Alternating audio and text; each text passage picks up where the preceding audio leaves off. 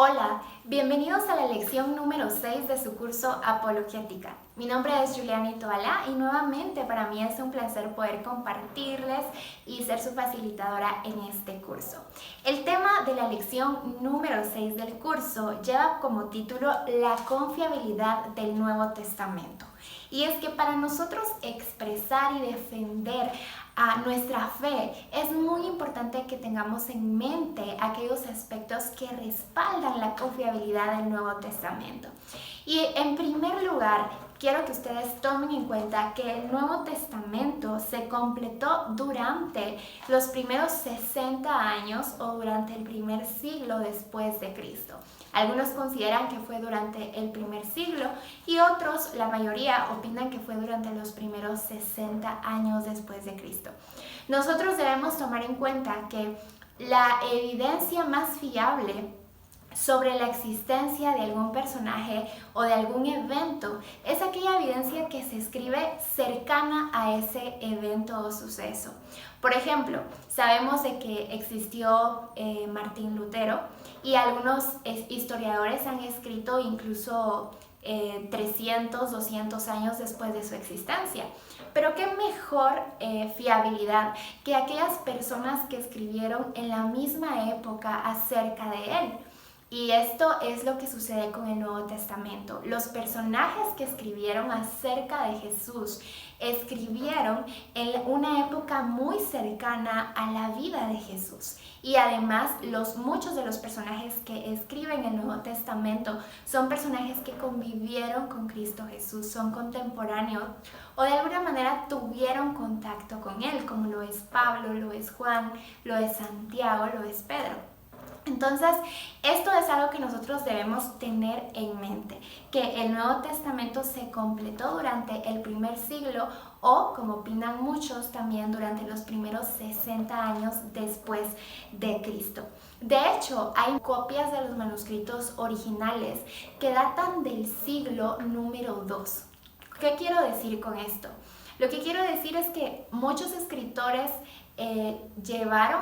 escribieron sus cartas como las de Pablo, las de Pedro, pero las copias de estos manuscritos originales más tempranas que tenemos datan del siglo II.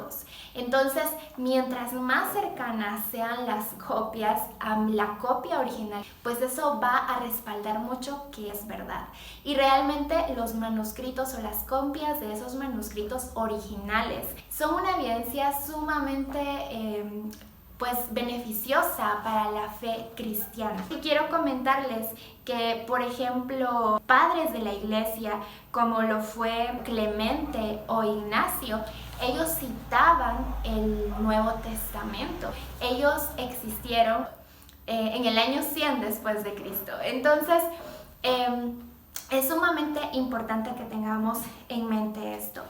Además, quiero comentarles que Hechos y todas las cartas de Pablo fueron antes de la muerte de Pablo, del mismo Pablo. Entonces, esto también nos da un respaldo para decir el Nuevo Testamento es verdadero, porque tenemos estas pruebas de alguien que vio a Jesús de Nazaret. Jesús se le apareció a Pablo. Y esto llena a nuestro conocimiento, a las investigaciones, de mucha fiabilidad. Y otra de las cosas que quiero mencionarles es que los relatos del Nuevo Testamento escritos por testigos presenciales demuestran que el Nuevo Testamento fue escrito en una época de fiabilidad. ¿Por qué? Porque estos testigos presenciales de lo que Jesús hizo o de lo que los discípulos hicieron no podían contradecir la realidad. Al contrario, estaban dando con su voz, con su testimonio oral, evidencia de que esto era verdad. No era solo una persona, no eran 10 personas, sino que hay relatos donde se nos cuenta que incluso eran 3,000 personas. Y si esto fuera mentira, por supuesto que hubiera salido a luz, pero no fue así. Al contrario, más y más personas lo afirmaban.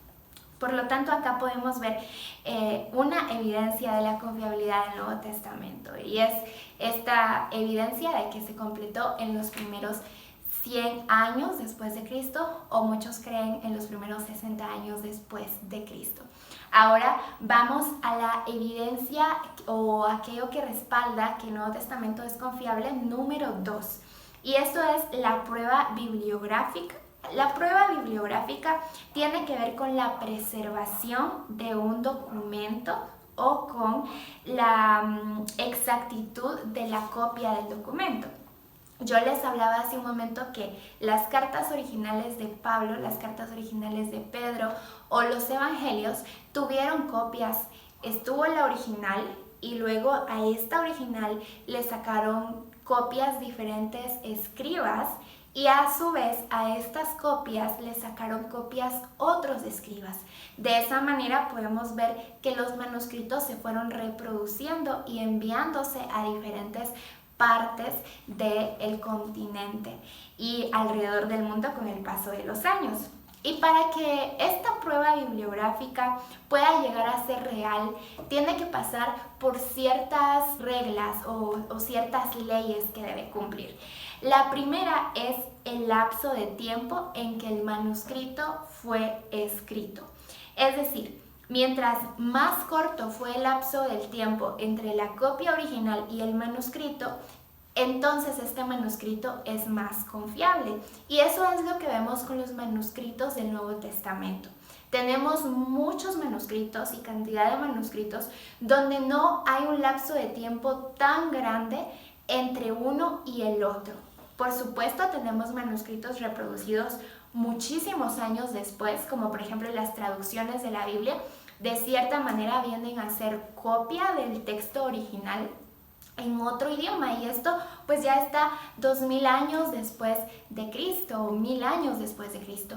Pero además de estas copias que tenemos ahora, existen manuscritos en el idioma original en que fueron escritas estas cartas.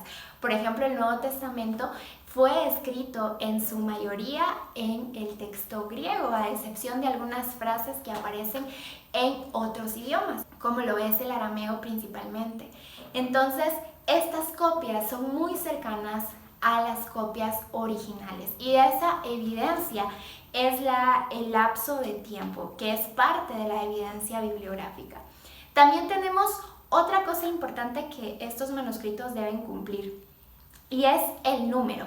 Con esto estoy hablando de la cantidad de copias que un manuscrito tiene. Por ejemplo, nosotros podemos tener en mente el libro de Colosenses, y el libro de Colosenses no solamente cuenta con una copia, sino que esta carta tiene muchas copias, y cada copia tiene diferente nombre. Yo soy biblista, estudio la Biblia y puedo comentarles acerca de mi experiencia revisando y comparando diferentes tipos de copias. Entonces, la cantidad de copias que tiene el Nuevo Testamento es bastante numeroso, y eso es otra de las leyes que va de acuerdo a la evidencia bibliográfica. Y por último, otra de las cosas que se verifica en la evidencia bibliográfica es la calidad. Con la calidad estamos hablando de la menor cantidad de diferencias y la mayor cantidad de certeza.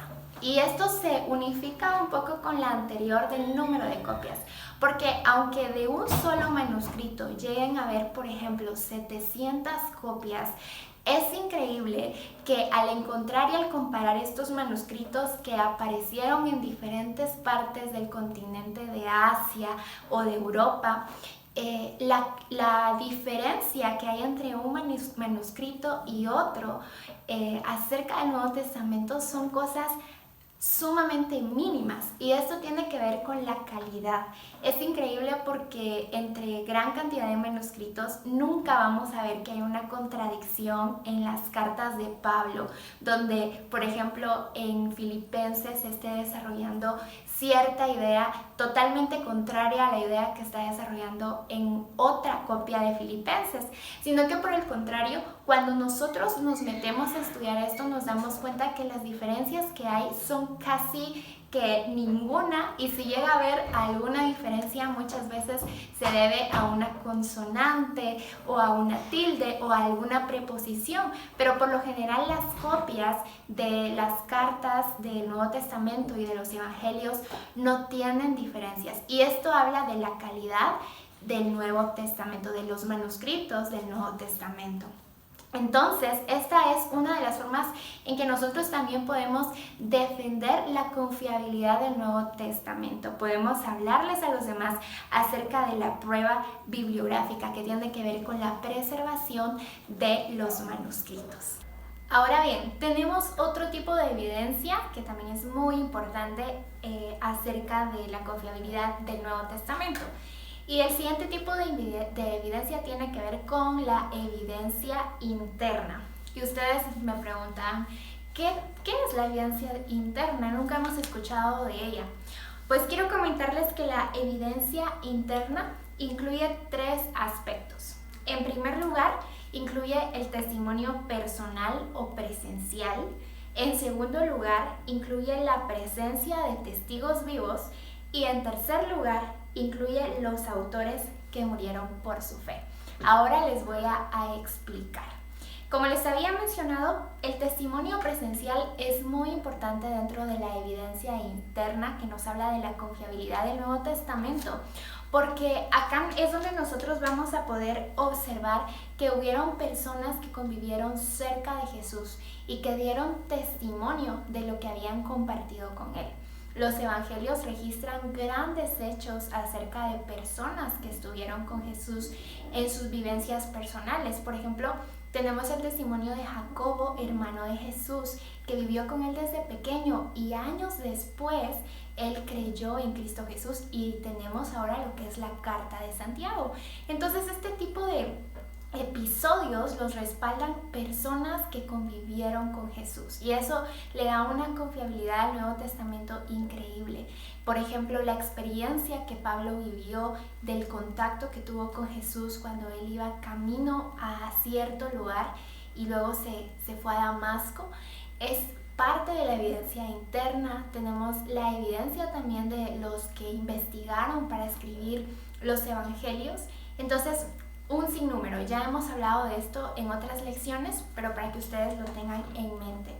Cuando les hablo ahora de la presencia de testigos vivos, acá tenemos y podemos pensar en personas que estuvieron vivas mientras se escribía el Nuevo Testamento. Y específicamente yo acá me estoy refiriendo, por ejemplo, de estas personas que fueron alimentadas, los 5,000 que fueron alimentados cuando Jesús hizo el milagro. Estamos seguros que muchas de esas personas seguían vivas en la época donde el Nuevo Testamento fue escrito, y ellos daban testimonio de las obras que Jesús había hecho. Entonces, es difícil pensar que una cantidad de personas tan grande no se opusieran a lo que era la verdad o la realidad en ese tiempo. Si no había oposición, es porque era verdad lo que se decía acerca de Jesús. Entonces, esta es similar a la anterior, pero acá estamos hablando tal vez de una manera más generalizada de otras personas que convivieron con Jesús, pero no tan de cerca, y en el caso anterior eran personas que convivieron con Jesús de cerca y sus testimonios están en el Nuevo Testamento. Y por último, dentro de la evidencia interna también encontramos a los autores que dieron su vida y que murieron como mártires a causa de lo que ellos creían. Y acá estamos hablando de los discípulos de Jesús. Los discípulos de Jesús murieron crucificados, decapitados, de maneras muy crueles por defender una verdad. ¿Y quién moriría por una mentira? La verdad es que nadie. Entonces, si alguien llega y muere por defender la verdad, es porque podemos confiar en eso, ¿verdad? Y eso es justamente lo que pasó con los discípulos de Jesús, no solo con uno, sino con varios de ellos en el Nuevo Testamento. Entonces, esto le da una confiabilidad mucho más grande al Nuevo Testamento, porque sabemos que algunos de los discípulos fueron autores del Nuevo Testamento, y eso es algo que realmente debemos pensar. Ahora bien, también tenemos con nosotros la evidencia externa, que le da confiabilidad al Nuevo Testamento. En la interna es aquello que se encuentra dentro del Nuevo Testamento. La externa la vamos a encontrar en otros escritos fuera del Nuevo Testamento. Ya habíamos hablado algo de esto en alguna lección, pero quiero comentarles que algunos cristianos antiguos, por ejemplo Ireneo, dejó escrito que incluso muchos de los herejes daban testimonio de que Cristo había existido realmente. O sea, los que no creían que Cristo era el Hijo de Dios, pero sí daban testimonio de su existencia. Y Ireneo fue uno de los padres de la iglesia más cercanos al tiempo de Cristo Jesús. Y habíamos mencionado en otra lección también a otros padres de la iglesia que hablaban de esto. Eso también le da confiabilidad al Nuevo Testamento. Y de hecho tenemos fuentes no cristianas que hablan acerca de las situaciones que se narran en el Nuevo Testamento y entonces vienen a secundar esas verdades. Por ejemplo, ustedes pueden encontrar una carta de un joven en el año 112 después de Cristo y este joven habla acerca de Cristo Jesús. El joven se llama Plinio. También tenemos los escritos de Josefo, los escritos de Tácito, de Luciano en el siglo II. El Talmud también nos menciona datos. Entonces esto viene a ser la evidencia externa. Y si ustedes quieren buscar un poco más de esto, ahora tenemos la ventaja de poder tener libros, poder tener internet donde pueden encontrar más información acerca de la evidencia externa que respalda el Nuevo Testamento. Y en último lugar, pero no menos importante, tenemos la evidencia de respaldo de la arqueología, porque quiero contarles de que el Nuevo Testamento menciona muchas locaciones o lugares que fueron verdaderas. ¿Y cómo sabemos que fueron verdaderas? Porque los arqueólogos los han descubierto en los últimos años. Por ejemplo, yo acá tengo dos lugares importantes. Uno de ellos es el estanque de Bethesda. El estanque de Bethesda lo descubrieron los arqueólogos en el año de 1888. Y en Juan 3 ustedes van a ver una narración donde se cuenta qué sucedió ahí. Ahí sucedió un milagro que Jesús realizó. Entonces esto se nos cuenta hace muchos años, pero ver y en 1888 darnos cuenta que ese lugar es verdadero, por supuesto que respalda la fe cristiana, porque no estamos hablando de un lugar que es solo una leyenda o un mito, sino que fue verdadero. Lo mismo sucedió, por ejemplo, con el tribunal de Pilato. Este es un descubrimiento más reciente. En el año de 1970 se descubrió este lugar donde Jesús básicamente experimentó lo que nosotros conocemos como el juicio que él tuvo. Entonces, hermanos, estas son las evidencias con las que contamos y podemos saber que el Nuevo Testamento es confiable. Les quiero repetir las que desarrollamos en esta lección. En primer lugar, el asunto de que el Nuevo Testamento se completó durante los primeros 60 años después de Cristo. También tenemos la prueba bibliográfica, la evidencia interna, la evidencia externa y los descubrimientos arqueológicos que se han hecho recientemente. Así que gracias por llegar al final de la lección que tuvimos el día de hoy. Les invito a que estén atentos a la siguiente lección y también a consultar sus notas y a compartir todo esto que han aprendido con otras personas. Que Dios los bendiga.